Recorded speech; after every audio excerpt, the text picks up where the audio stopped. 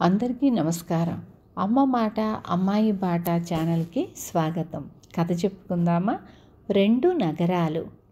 ఒక ఓడ వ్యాపారి వద్ద వామాంగుడనే ఒక బానిస ఉండేవాడు. వామాంగుడు తన వ్యాపారంలో ఎంతో సహాయపడి లాభాలు సమకూర్చి పెట్టడం చేత యజమాని అతనికి స్వేచ్ఛ ఇస్తూ, నా ఓడల్లో ఒకటి తీసుకుని స్వతంత్రంగా వర్తకం సాగించి బాగుపడు అన్నాడు. వామాంగుడి తొలి వర్తక ప్రయాణం అచ్చిరాలేదు. సముద్ర మధ్యంలో తుఫాను వచ్చి సరుకులన్నింటితో సహా అతని ఓడ మునిగిపోయింది. నావికులంతా సముద్రం పాలయ్యారు. వామాంగుడు మాత్రం ఈదుకుంటూ వెళ్ళి ఒక తీరాన్ని చేరుకున్నాడు. అది ఒక చిన్న ద్వీపం.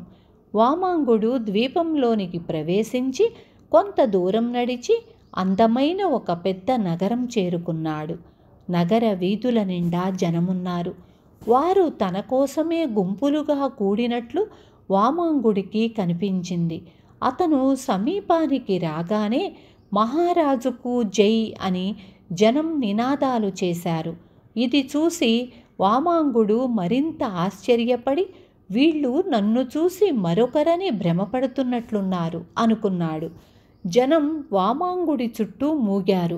అక్కడికి అలంకరించిన ఏనుగు ఒకటి వచ్చింది. జనం వామాంగుణ్ణి దాని అంబారీలో ఎక్కించి రాజమర్యాదలతో రాజభవనానికి తీసుకుపోయారు. తరువాత రాజభవనంలో అతని దుస్తులు తీసివేసి ఒక పెట్టెలో భద్రపరిచి అతనికి స్నానం చేయించి రాజోచితమైన దుస్తులు ధరింపచేశారు. వామాంగుడు తన చుట్టూ ఉండేవారిని, మీరు నన్ను ఈ విధంగా రాజును చెయ్యటంలో గల అంతరార్థమేమిటి? నన్ను మీరెరుగరు, మిమ్ము నేనెరుగను. ప్రమాదవశాన సముద్రం మీద నా ఓడ మునిగి దైవికంగా ఇక్కడికి వచ్చి పడ్డాను. అంతేకాని పని పెట్టుకొని ఈ దేశం వచ్చినవాణ్ణి కాదు అన్నాడు. అప్పుడు అక్కడికి వచ్చిన వారు అతనికి ఆ దేశం గురించి చెప్పారు. 22 ఏళ్ల క్రితం దాకా ఈ ద్వీపం మీద క్రమ పరిపాలన అంటూ ఉండేది కాదు. జీవితం అరాచకంగా ఉండేది. ఆ సమయంలో ఆ ద్వీపానికి ఒక దేశ సంచారి వచ్చాడు. ఒక రాజు ఉండి శాసించినట్లయితే జీవితం క్రమబద్ధంగా అభివృద్ధి చెందుతుందని, రాజశాసనం ద్వారా పైకి వచ్చిన దేశాలెన్నో ఉన్నాయని, రాజు నిరంకుశుడై ప్రజలను పీడించకుండా ఉండాలంటే ఏడాది కాగానే ఉన్న రాజును తొలగించి కొత్త రాజును పెట్టుకోవచ్చునని, రాజు ప్రజలలో ఒకడుగా ఉండేదానికన్నా పైవాడైతే పరిపాలన నిష్పక్షపాతంగా ఉంటుందని ఆ దేశ సంచారి చెప్పాడు. అది మొదలు అక్కడి వాళ్ళు యాదృచ్ఛికంగా తమ ద్వీపానికి వచ్చేవాణ్ణి రాజుగా చేసుకొని అతన్ని పరిపాలించనిస్తున్నారు. ఏడాది పూర్తి కాగానే రాజును తొలగించి సమీపంలో ఉండే అరణ్యంలోకి పంపేసి కొత్తవాడి కోసం ఎదురుచూస్తారు. అరణ్యానికి పంపబడ్డవాడు ఎలా బ్రతుకుతాడో ప్రజలకు ఏమాత్రమూ పట్టదు. ఈ విధంగా ఆ ద్వీపానికి ఇంతవరకు 22 రాజులయ్యారు. వామాంగుడు 23వ రాజు. వామాంగుడికి తనకు పట్టిన రాజయోగం గురించి సంతోషం కన్నా ఏడాది అయ్యాక పట్టబోయే అరణ్యవాసం గురించి శ్రద్ధ ఎక్కువ కలిగింది. అతను కొందరు భటులను వెంటబెట్టుకొని అరణ్యానికి పోగోరాడు.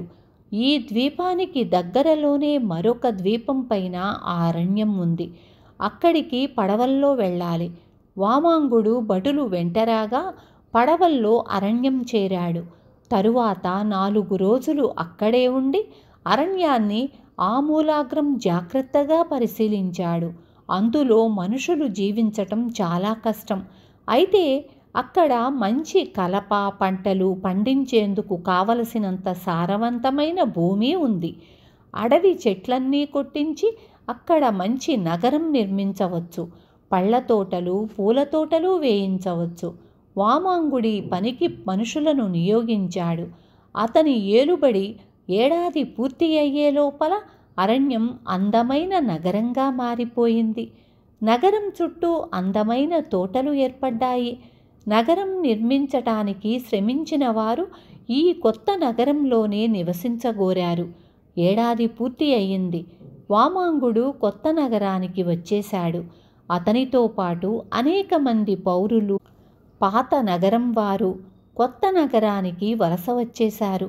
ఇది జరిగాక పాత నగరం వారికి వామాంగుణ్ణి పోగొట్టుకోవటం ఇష్టం లేకపోయింది. అప్పటికప్పుడే వారొక సభ చేసి 2 నగరాలకు వామాంగుడే శాశ్వతంగా రాజుగా ఉండాలని తీర్మానించారు. విన్నారు కదా.